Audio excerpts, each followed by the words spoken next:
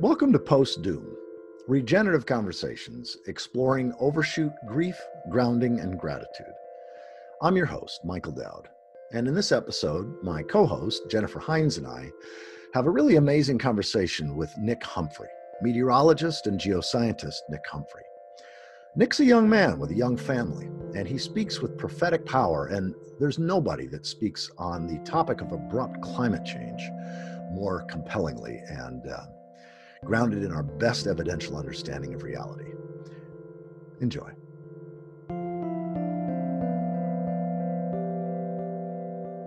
This is the first call that Jennifer and I will co-host. Yeah. She'll be doing 4 or 5 others. And so we wanted to just sort of get the feel, but we were singing your praises prior to coming on. Thanks. I was telling him how you've kind of broken into the mainstream and you were on the BBC were you on their television or Yeah, just, I was on it was last July. I was on BBC World News for like right, which is pretty amazing. Yeah. So you've kind of like made the jump. It's kind of like those country singers who kind of want to cross over into pop. You did it. Yeah. It's funny you noticed that too. It's been kind of challenging to get attention. Like even during the floods we had here, nobody. I was like, I went to a contact I had at Mother Jones. Was like, are you guys tracking this? It's kind of like a huge disaster. And it was like, oh, we hadn't done anything on it yet. Like, yeah. Really? I know this is kind of considered flyover country, but, you need your food from here. So, it seems like kind of a big deal, but that's just me. That's great. Yeah. Well, you have been, I only learned about you actually, I don't know, within the last year and a half. I think it was X-Ray Mike that first alerted me to you, and then I just started reading a bunch of your posts and seeing basically, finding you on Patreon and supporting you to the little degree that we do. But you have become, for me and Connie, my wife as well, just one of the go-to people in terms of the big picture. This is what Jennifer and I were discussing just even before you came on. You're like one of my main go-to people in terms of who get the big picture, who understand things like overshoot and that ultimately climate is a predicament, not a problem. Yeah. And that our issues are far more grounded in a dysfunctional worldview. But you also get and speak about abrupt climate change and the fact that this is not something that might happen sometime in the distant future, but we're already experiencing abrupt climate change. Yeah. And yet you bring a real sober, but mostly joyful spirit to it. And you got a young family. And so it's just, it's a delight to have you in this series, because I'm imagining post-doom being about people who get it, have moved through whatever they've needed to move through, and then come through the other side to make whatever difference they can with whatever gifts they have, and not let their limitations, short circuit their effectiveness in the world. So I agree with you. Thanks for having me on. Oh, well, you're welcome, brother. So if you would, I'm asking folks, before we get into the kind of questions that I mentioned in the email, for people who aren't yet familiar with you and what your work is and what your passion is, help us get you. Like, share what your, I'll ask in a little bit your story of how you came to this, but help us understand sort of who you are and what you bring to the world and what you're particularly concerned about. Yeah, I am a meteorologist. I have a master's degree from Mississippi State University. I live here in Lincoln. I'm originally from Seattle, Washington, grew up there, went to college at first in that area of the world. I've always had a passion for weather and climate. For me, it's sort of the way of knowing the sort of the complexities of the world and trying to organize it, especially forecasting. That was always my big focus for a long time, was to be a forecaster, I think it just it calms me to be able to sort of dig into data and dig into knowledge and always learn more. And so that's sort of a big thing for me. So that's why I became a scientist, a meteorologist, and I love what I do. And yeah, I've had difficulty finding work in my field, so that's why I turned to sort of abrupt climate change. Once I understood what abrupt climate change was, I turned to being a scientific communicator in that topic in extreme weather events to get people to understand the connections between the two as they see the world's climate destabilize around them. Yeah. Jennifer, you shared before we started the recording a little bit of your own experience of Nick. Anything you want to share along these lines in an official context? Because well, first of all, anybody who's watching this or listening to this, if you've not yet watched my interview or listened to my conversation with Jennifer, it was the second one we uploaded to YouTube in this series. So I encourage you to do that. But Jennifer, share a little bit of your own experience of Nick. Absolutely, be happy to. And Nick, great to see you again today. I've known Nick for quite some time. He was coming to prominence a couple of years ago, and actually I was active in the near-term human extinction support group, and Nick was posting really outstanding things. I think that might have been about 3 years ago when you started doing that. Is that about right? 2 years ago. 2 years ago, was it? Yeah. Oh, it was a swift rise. And I was on Extinction Radio at that time. That's now actually folded up. And we had Nick on early on when he was kind of first up and coming. And I don't know how many times Nick's been on Extinction Radio or was on Extinction Radio when it was around, but he was definitely, in lockstep. And he is very active in Patreon, and I've always had such an extraordinary experience with Nick. Currently, both Nick and I are active in Environmental Coffee House, and we go live every sporadic Friday night and kind of talk about the events that are happening on the world. And that's a group that's also through Facebook. So Nick and I have kind of been people in arms together for a couple of years now, I guess. Well, Nick, about this term post-doom, what do you think of when you hear of post-doom? And then sort of related to that, what language do you use for speaking about these deteriorating times, these contracting times? I mean, some of the language that others have used, catabolic collapse is the way that John Michael Greer speaks about it. The extinction of Homo colossus is the way William Patton has talked about it, sixth mass extinction and so on. So what if anything comes to mind for you when you hear post-doom, and then what language do you use for these times? I thought about it for a while. I think with post-doom, it invokes a sort of civilization becoming an afterthought, where it used to be the most prominent force in the world, except for perhaps nature, whereas we're learning.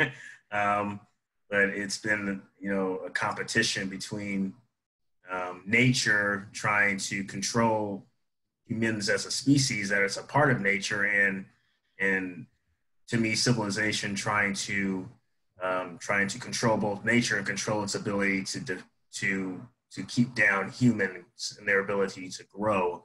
So the doom is really that collapse and potential, and in my view, perhaps likely extinction of humans and other species. And then that post-doom is sort of that period of decline when you no longer have civil society, and you no longer have all of the growth. You have decline of population, decline of contact with other people.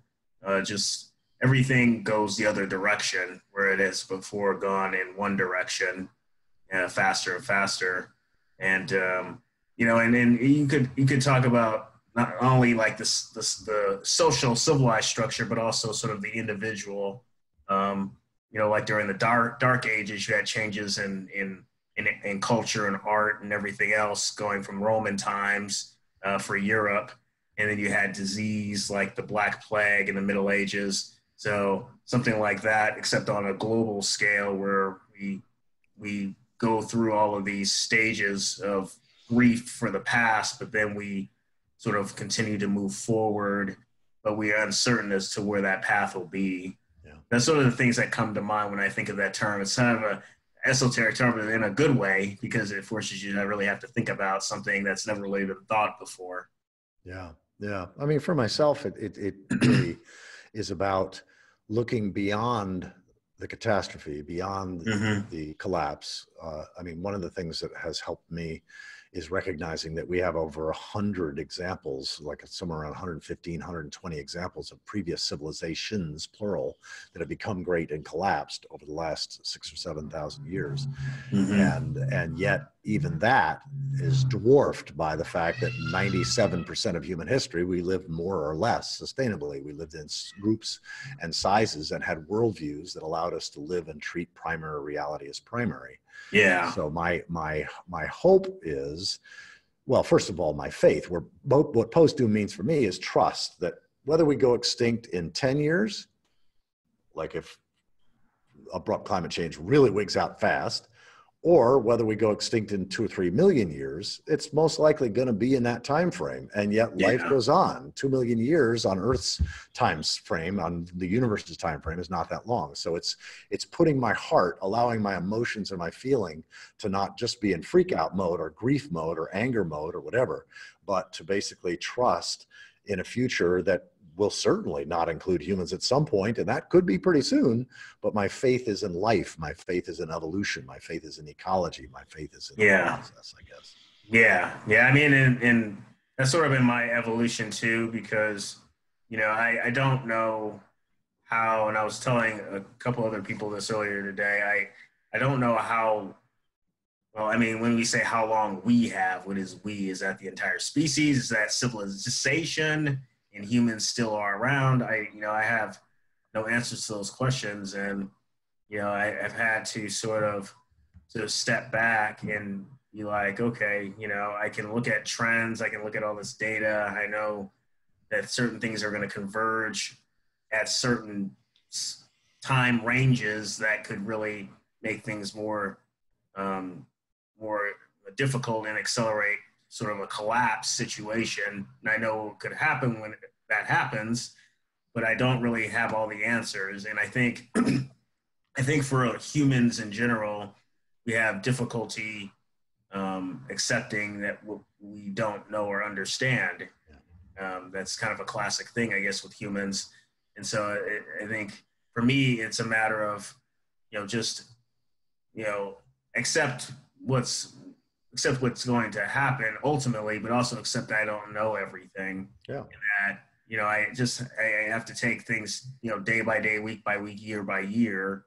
And even if I know that the future may not always involve growth and bigger, better things like it was expected of previous generations, I know that as long as I'm still around, as long as my fiance, my son, other family, we're still around, I can continue forward. And then it's just figuring out, you know, what skills do I need and what mental state of mind do I need to be able to continue to move forward and not be locked away in perpetual depression. Well, Nick, what brought you to this point in your life where you've become, might I say, a world-renowned abrupt climate change meteorologist generalist, and with incredible perceptions and definitely up and coming and in the public eye, having been on BBC and quoted in the Washington Post, among others? How did you get here, and what were your passions that really drove you to come to this point in your life? For me, it's been sort of a process the past several years. Like I've always, just in general, I've had interest in mostly in weather and short-term events and stuff like that. But obviously I would have an interest in looking at what was going on with climate change and in general. And but I had no idea about abrupt climate change until nature literally started showing me signs of it. I remember in 2015, it was February, I traveled to Seattle with my fiance to see my family, and it was unusually hot. And I use that term, hot, in this case, hot winter in Seattle, and Northwest, it was drought. I remember getting off the plane and looking out toward the Olympic mountain range, which is west of Seattle, west of Puget Sound, and there was barren land. There was no snow. And that, for me, that was kind of like, that's kind of strange. I've never seen anything like that before. So that kind of shook me a little bit. And then there were other little things. So, Hurricane Patricia that year became a first hurricane to have winds over 200 miles an hour in the Eastern Pacific. That was kind of terrifying. And then other little like weather events, because obviously I was a big meteorologist, so I track weather. But I see these events and I'm like, that seems a little out of kilter. and then for me it was Hurricane Harvey. Watching it rain for hours, going to sleep, waking up and it's still raining, seeing people getting on their roofs, flooding from their homes. We'd seen Katrina, 12 years earlier, but there was something different about that event. And so for me, these events kind of got my brain refocused away from, this is something of the future, to thinking this is something that's happening right now. And I knew that I was kind of off kilter from a lot of other meteorologists, because I remember during Harvey, there were a few meteorologists and also politicians, stuff that started explicitly saying, this climate change has something to do with Harvey. And I heard a lot of meteorologists actually come out and argue against talking about climate change in reference to a single event, which is technically accurate. You can't instantly attribute something, but when it's so off the scale like that, and you have reasons to believe from a scientific standpoint, using the term belief in that way, basically extremely heavy rainfall, slow moving storm, high intensity, these kind of things, it should at least become part of the conversation, because those kind of events are going to become more frequent. But it was, a lot of people wanted to shut that down. And for me, that was sort of the start of diverging away from the other members of the community that really didn't want to always talk about climate change beyond sea level rise. I think, and another part of what brought me to where I am now is the fact that I had difficulty getting a job in the field. I had difficulty getting hired to like the Weather Service. I'd had interviews with the Weather Service. I had interviews for other jobs that never went anywhere. So I was sort of an independent guy. I had the ability to have an independent voice on social media. And I had a blog before my Patreon blog that was devoted to covering ocean storms, hurricanes, and large frontal storms that could produce damage. So I started trying to have more of a presence on my own to foster my own growth and development and my own ability to communicate with people. And so that's really what sort of brought me more in front of other people outside of just getting the degree and getting a job. Because if I got the degree and then got a job, I probably wouldn't even be here right now. I'd be, working and being a part of the hamster wheel, so to speak, of civilization, and doing my thing and being the professional as you're supposed to be in the field. But instead, I wasn't able to get myself through the door, so I just made my own door somewhere else and made my own voice. I'm really glad that you mentioned that, because it's absolutely the case. Would you have, if you'd have gotten a normal job, you'd be attending to your career, and you wouldn't be able to say the kinds of things that you do say now, because your job would be threatened. It's like you've Yeah. had a freedom because of the hardship of not being able to just get out and get sort of the ideal job you would have liked. So I'm grateful Yeah. to the universe that it unfolded that way, even though it's probably painful at times. A little painful, but it's worked out for me, I think, pretty well, and I've been enjoying it a lot better. Just because we all kind of see the same vision in the world as we know it, you know, just like the song, it's the end of the world as we know it. It doesn't mean that we just like want to lie down and die, right? Yeah. Yeah. That's really important to, I mean, it doesn't mean just because this horrible thing is upon us, and we kind of have a little bit of latitude right now to talk about it because it's not upon us so much that we're kind of fearing for our lives. Still, Yeah. it's at a distance, so we can kind of talk about it but not panic because our well-being's not threatened. But I mean, it is a kind of amazing thing, and it's also verboten for meteorologists to consider abrupt climate change. And actually, people in your industry, meteorology, who get into abrupt climate change and start putting the dots together are kind of like shunned, aren't they? Yeah. Yeah. I mean, it's it's a couple of different reasons. Number one, for TV meteorologists, it's news editors and audience. You know, it's a business still.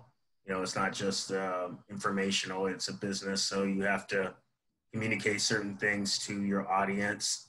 And there are some meteorologists that have a little wider latitude um, that discuss climate change as frequently as they possibly can, including some in like the so-called red states, the Republican heavy states, where it's not always friendly to discuss the topic, but they still at least have a friendly station where they have the ability to speak out and discuss at least the IPCC's version of climate change, which, since that's the official line, they at least get to say, hey, this is the official line of all these scientists in this organization. We should be able to discuss it, you know, openly, you know. So, but I think part of meteorology is it's focused on weather and impacts and trying to protect people from those impacts, which is good. And that's what some of these extreme weather events, I'll spend a lot of time discussing the impacts and talking about. I get very meteorological with that kind of stuff, like with Hurricane Dorian, for example, going on right now. But I really think that because there is something more to the story with climate change, especially abrupt climate change, understanding what's going on with the Arctic, with permafrost, with extreme heat events, that you have to bring these extreme events into greater context. And that's what I've decided to make my sort of niche be, which is discussing extreme events, bring out wider context, and bring people to hopefully a conclusion that we're seeing more and more and more of these events because of climate change. Our statistics of weather have changed. And so you see most of these events, you should see that there'll be either more or less of them in the future. And that's bad for us and bad for other species on this planet that depend on a stable climate. Climate change, as it occurs in nature, is typically something that occurs on the order of hundreds to thousands of years. So it's centennial, multi-centennial to multi-millennial. And many times it's changed by slight changes in the solar radiation and changes in the albedo, which is the reflection of light off the earth. And you get these temperature changes that occur on the order of hundreds to thousands of years, and you get profound changes in the climate. So you can go from what we call a hothouse Earth, which is what the dinosaurs lived through, to something like ice ages, which the mammoths dealt with and which humans also dealt with as well. Abrupt climate change is dramatically different. Abrupt climate change, as Dr. James White, a scientist that studies Arctic climate change, has defined, and others have defined, is climate change on the order of a human lifetime. So you get profound changes in the climate system within a matter of 50 to 80 years. Sometimes you have dramatic changes regionally that can occur within 5 to 10 years, where the climate of an area is just dramatically different. You can go drill into ice cores, and from that you can look at carbon dioxide levels and estimate temperature from that, and you'll see almost discontinuous changes where it's line, and then shoots up. The temperature suddenly jumped. Well, suddenly was like 4 or 5 years, and it stays stable at that new state, within a matter of a short period of time. So it's very rapid climate change. It can be the loss and death of forests, the loss of glaciers, the loss of sea ice, rapid global warming, not just regional warming, but global warming. And there's some speculation that abrupt climate change like this not only occurred during the ice ages, coming in and out of those ice ages, where you had these periods of abrupt change, but also during the Permian mass extinction event 250 million years ago. We had tons of carbon dioxide being brought into the atmosphere from volcanic eruptions in Siberia. And right now, humans are basically doing their own volcanic eruption with huge amounts of carbon dioxide going into the atmosphere, and also beginning to release methane, which is a powerful greenhouse gas, and of course, more carbon dioxide from the permafrost, and dramatically altering the climate. The climate of the planet is already fairly altered from even time my parents were born in the 1950s. So it's, if you look at the world, go to the world as it was in the 50s, rainfall patterns, heat, extreme heat, heat wave events, all of these things are already so much different than it was when my parents were born. And they will continue to get even worse faster. And that can be a thing with abrupt climate change. Not only do you have rapid change in a certain time frame, but you have an acceleration of change. So changes that took 20 years, the next set of changes take 10, and the next set of changes take 5. So it can be very, very devastating for ecosystems and, of course, human habitation. You mentioned the Permian mass extinction just now, and, as an example of how we've had major extinctions in the past, the Permian mass extinction 250 million years ago being the biggest mass extinction we ever had on planet Earth, where 95% of known species perished. We're obviously going into the 6th great extinction as we speak. I think it's much faster than the Permian mass extinction. I don't know how many times faster, however. Do you have an idea as to how much faster the 6th great extinction is when compared to the Permian mass extinction? I think the Permian mass extinction was something that occurred, again, over hundreds to thousands of years, which for nature was probably like a slaughter. I mean, it was a lot of life being killed on the planet over time. If you think about the history of human civilization, that's what, 7,000, 8,000 years, 9,000 years.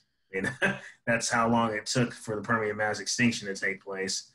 Here we're seeing, estimates of 150 to 200 species dying a day since the 1950s and 60s, accelerating to present time, as you've had the acceleration in deforestation and other things that don't even have anything to do with climate change. It's just humans consuming faster and faster and faster, in addition to pollution, and then in addition to actual effects of climate change. So, this is something that's happening on the order of years to decades instead of hundreds to thousands of years.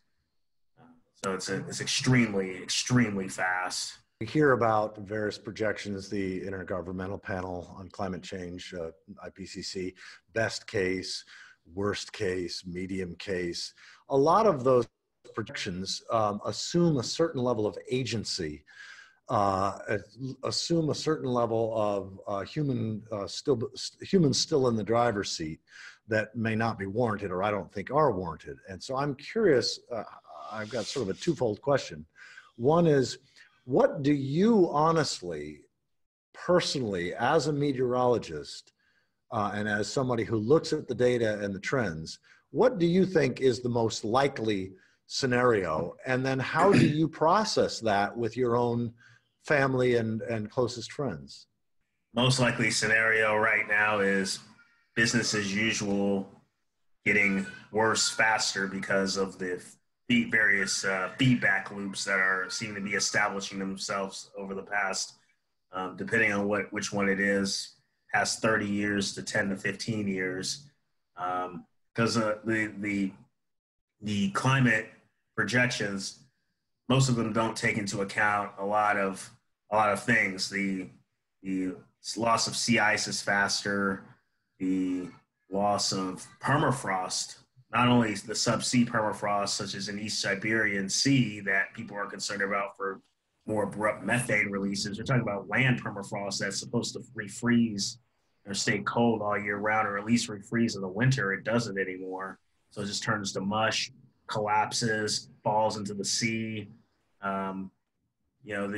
There's the loss of carbon from dying forests that are killed either by wildfire, drought, or bugs infestations. Mm-hmm. And I mean, it's just countless feedback loops and amplification cycles. And, so for me, it's been business as usual for a while in terms of that climate scenario that would take us to 4 to 6 degrees by 2100. If nothing else happened, but now you're having all these other things accelerated faster. So could it be 4 to 6 degrees by 2050? Could it be 4 to 6 degrees by 2030, 2040? Nobody knows, except business as usual is probably, and I usually tell people this, is probably the conservative scenario. It assumes that nothing else, none of these feedbacks that we're starting to see don't get any worse than they already are. It's probably the extremely conservative scenario. Yeah. Realistically, it's probably much worse than that, even though we don't know what it is. Most people that are not tracking this stuff regularly just don't talk about it. Yeah. I mean, it's pretty like hush hush. It's lonely too, I suspect. Yeah, it's something you can't really talk about with very few people, because the conclusion is if not our demise, then the collapse of everything that we've ever known, because we just can't function at those kind of global temperatures, at those kind of extremes.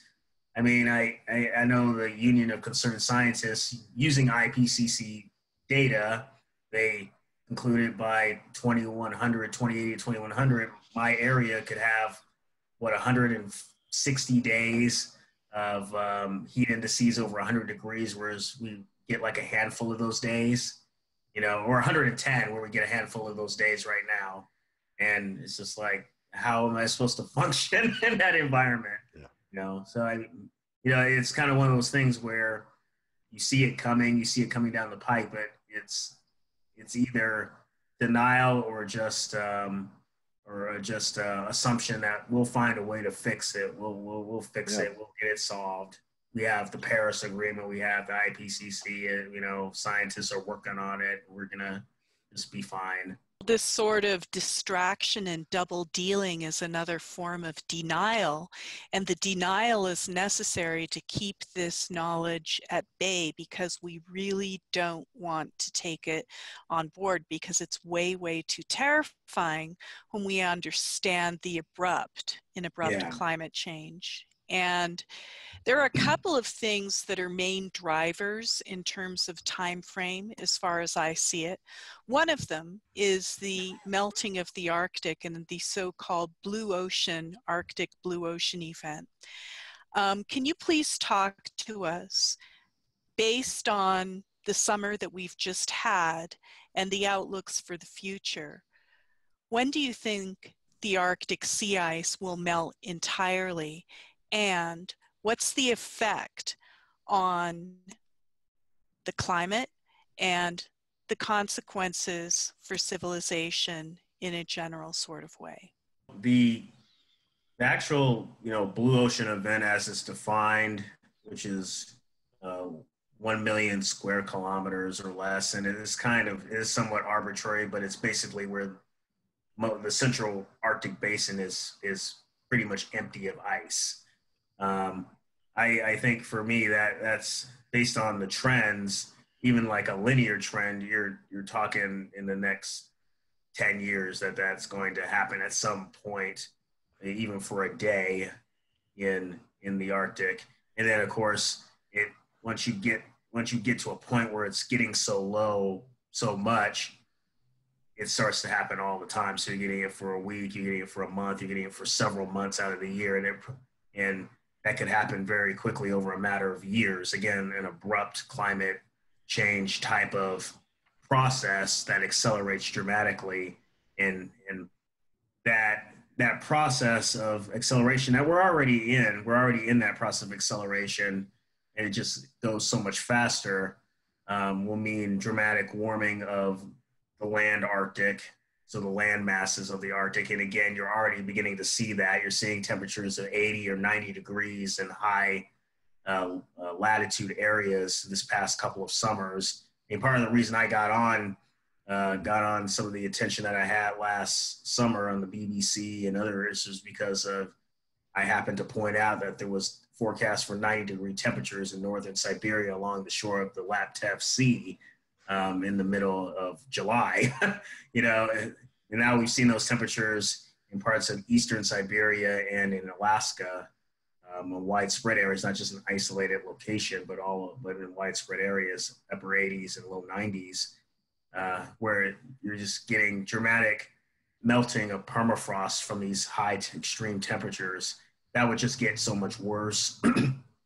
The melting of the permafrost in the subsea of eastern Siberian Sea, that would get much worse. So you get much more emissions of methane. How big those would be is anyone's guess, but they would accelerate. You would also get major destabilization of the jet stream. It's already slowing down. You're already getting bigger waves that sit in the same place for long periods of time. And then when they do shift, the weather dramatically swings from one extreme to another. So you get extreme heat and to extreme cold. You get go from extreme wetness and floods to drought. And I mean, we're already seeing that here on the plains. We're starting to get drought reappear in Texas and Oklahoma, areas that were dumped on by rain just a few months ago. Mm-hmm. So basically everything that you're already seeing now in terms of extremes, either extreme conditions or swings, they just get so much worse as you approach and cross that threshold of blue ocean in the Arctic. And as that blue ocean grows and the Arctic becomes more of a temperate place, then your air currents slow down. So you start getting stuck weather patterns even more persistently. Your hurricanes slow down even more. So you get very, very heavy torrential rainfall events and extreme damage events, wind damage events from hurricanes sitting in the same place. And if it happens to be near a landmass, they get devastated continuously. This is what happened with Harvey. This happened with Florence. This is what happened or is happening with Dorian now. So everything you see already just gets dramatically worse and faster. So that's a very rapid climatic shift as the planet continues to warm. And there are obviously other tipping points too, but that's obviously a dramatic one. One of the most dramatic ones that would have global implications. Southern Hemisphere too, they're losing sea ice, sea ice extent, sea ice volume. And you're seeing those effects in Australia and in South America with increasing heat, drought, or floods. Who inspires you? Like who do you read or watch or listen to that nourishes you or that inspires you or that you find supportive? Because there's few people that are aware of the catastrophic changes that are already undergoing, that have been undergoing, and that are coming down the pike than yourself. I'm just curious, who or what inspires you or helps you or supports you?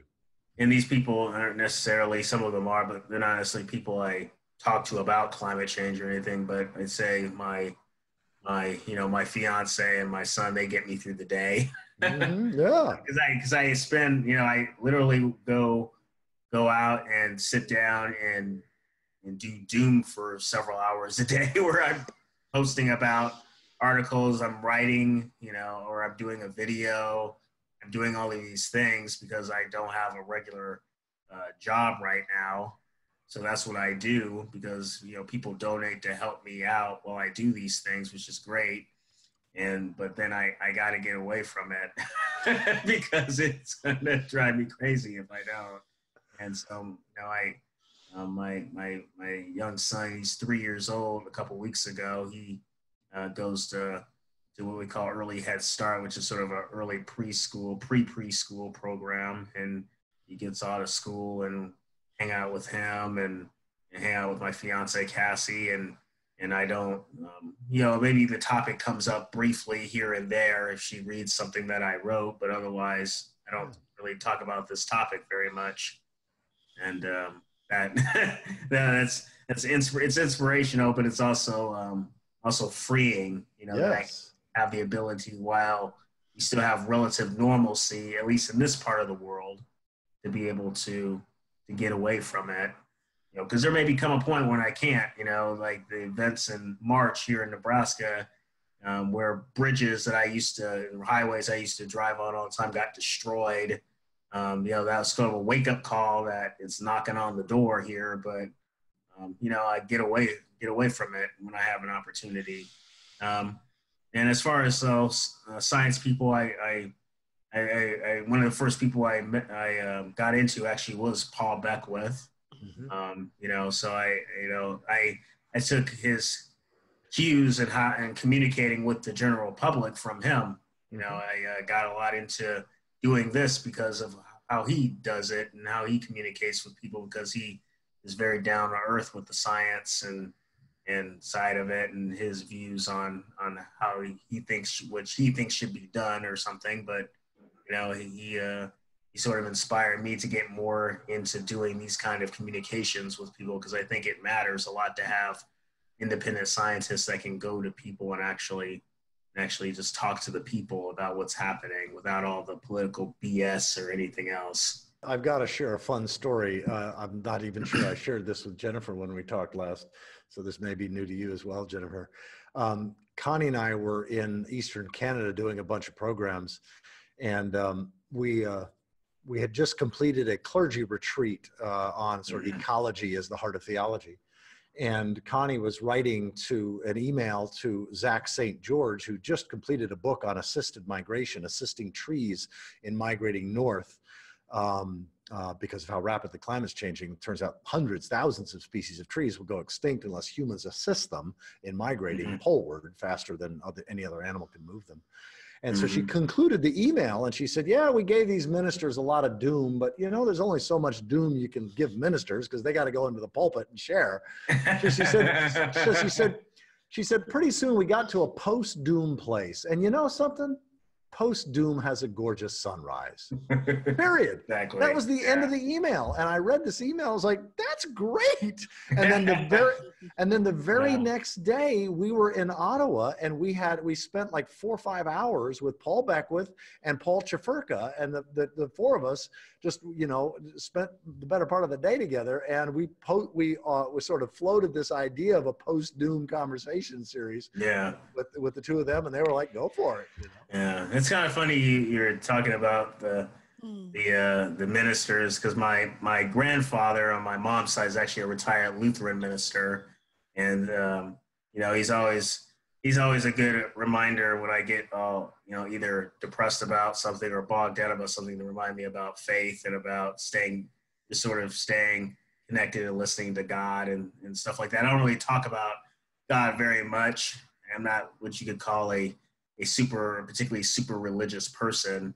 But, you know, part of my connection to what I do in the sciences was to sort of understand sort of God's work and God's way of organizing the world, and sort of getting a glimpse into it with the human mind.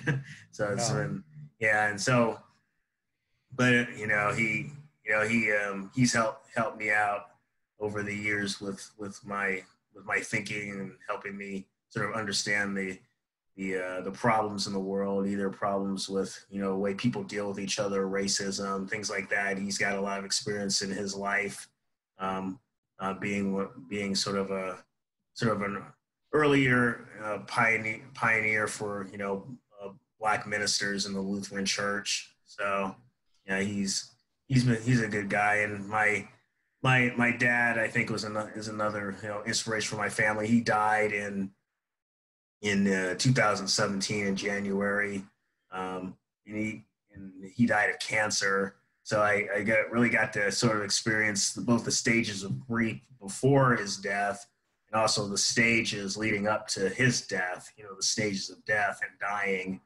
and that process of seeing this former U.S. Army buff guy sort of deteriorate, and watching him deal with the grief of that. I remember a week before he died, I visited him in Seattle, and he told me about, what he thought would happen to him when he passed away, and told me about about his beliefs based on his his mom and dad, my grandmother, who's a Catholic, and my grandfather, who was actually Muslim, and how they sort of integrated that into the family and everything else. So, so the spiritual side, I don't really get to talk about very much or have that opportunity. So that's why I enjoyed the idea of having a conversation where I go more into my spiritual side, my thoughts and feelings about the actual changes underway and everything else. Yeah, well, thank you for sharing all that. I mean, that's part of why I was motivated to do this series in the first place, is to invite people who are awesome teachers in their own right to share some of what nourishes them, what inspires them, how they process this emotionally, sort of how they went from sort of believing in perpetual progress, as most of us did, to now a very different worldview, much more sobering and challenging worldview. And we've all read people that, or watched documentaries that, 90% of it is like totally terrifying, like, holy shit. And then, Yes. and then the last 10% or 5% is the happy chapter, about if we all just do this, we'll make it. And, somehow, Nick, I just don't think you're going to offer us a happy chapter there, bud. No, not a hopes and dreams that will have flying cars and go to Mars. And I mean, that's the future that I hope for. I always hope to live long enough to see the first man or woman on Mars or whatever, and now I don't think. Well, say more about that. Say more about, like, that's part of your story that I want you to get into. Oh, yeah. Like how did you go from sort of a techno-optimist understanding, growing up in Seattle, my God, Boeing and, the stars and the spaceships and all this kind of stuff. And how did that transition happen for you emotionally? I've been trying to think it over, and it's been kind of a weird it's a weird, in its own right, sort of an abrupt step itself, because, I mean, when you're a meteorologist, you're all into technology and scientific progress, and great, we can do all these fancy things with all these toys, but then I think the turning point for me was, it was actually, one of the turning points, besides seeing the disasters in my face that no piece of technology can possibly stop, was also Guy McPherson, posting about or doing these presentations on abrupt climate change. But he went he went a little bit beyond just like the science of climate change. Usually, in most of his presentations, one of the things that he discussed was the assumed superiority of humans, and he would talk about because we usually, as an African American, I'm always concerned about white supremacy and superiority, perceived superiority some people have of their whiteness over my darkness, things like that, the superiority within humans against each other. But this goes beyond that. You see that there's an assumed superiority as a species as well over nature, and that we all are growing up into this idea that we are superior to all other forms of creatures. It's not, because you think about it, other species, they that don't have unlimited energy available to them, or haven't evolved certain traits that make them capable of overpowering all of the predators around them. They live in harmony with nature.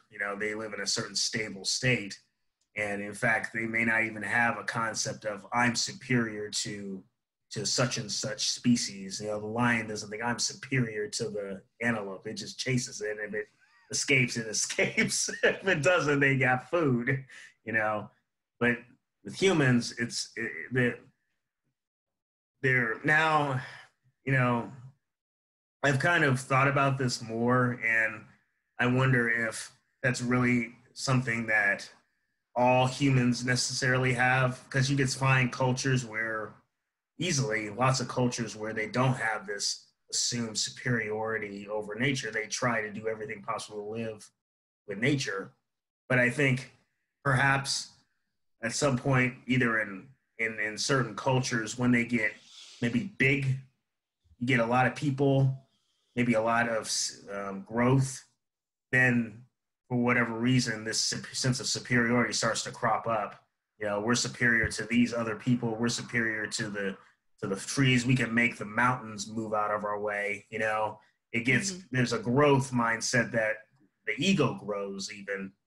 So I think when you're small, there's more humility, but then when you start getting a little bigger, you think, oh, I can move that mountain. I can build all these roads. I can move the river, I can take down all the forests, build huge castles, and have the people worship me while you know what I mean? Mm-hmm.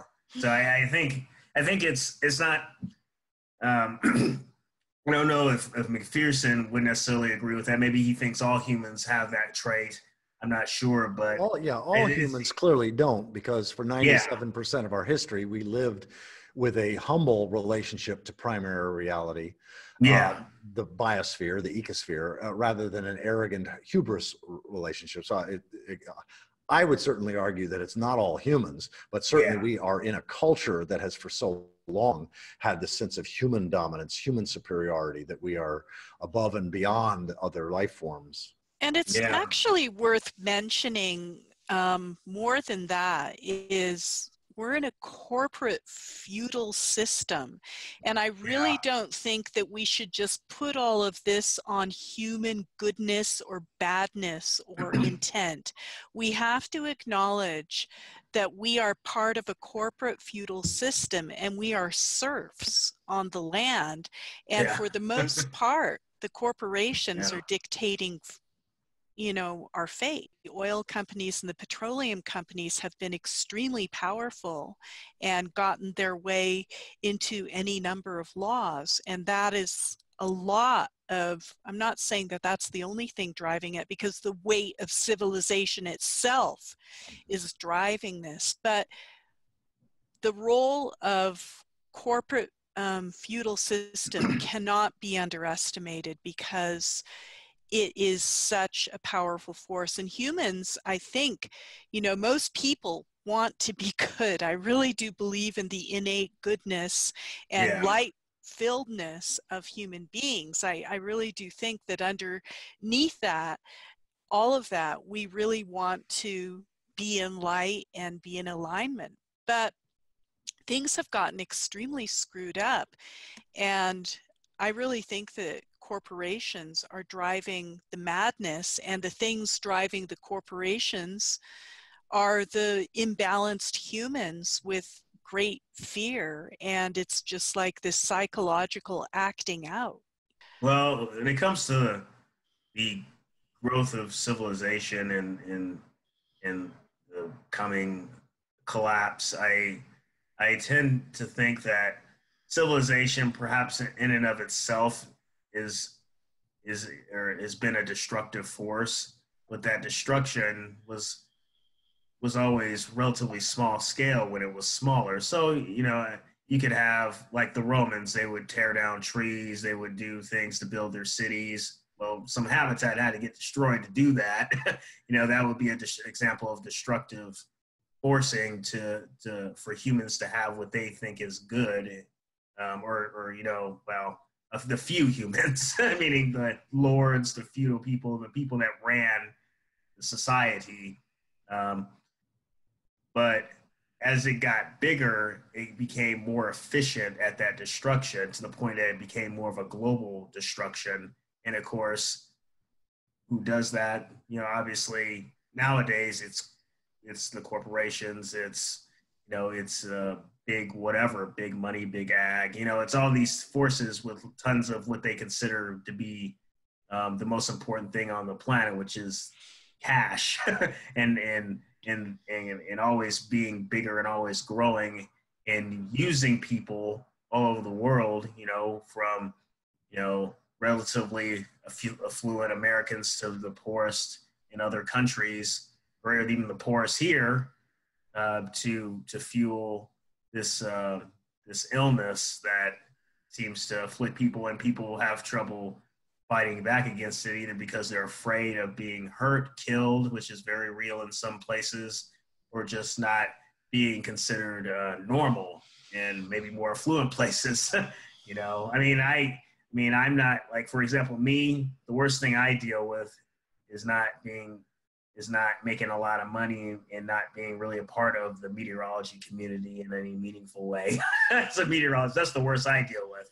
You know, I can't imagine being in the diamond mines in Africa or in the slums in India. Not that those are the only places that have those problems, and certainly there are people in America that are dealing with some really terrible things right now, even as we speak.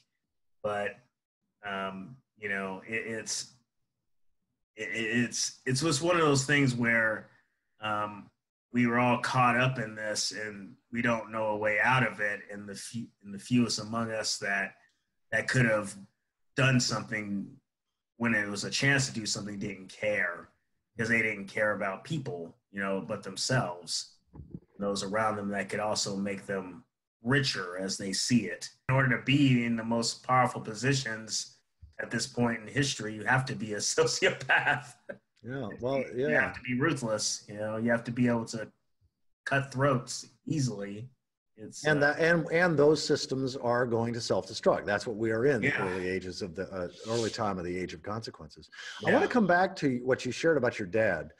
Is there anything that you learned in the dying process with your father, in looking at your own mortality and our species' mortality, and sort of impermanence and death as just a part of the nature, the way things are? Yeah, I mean, with my dad, there was obviously, you know, his desire to want to fight the condition that he was in, and try to live a longer life. And I mean, to some degree, he was able to prolong his life that actually had a decent quality of life, with some of the treatments that he had.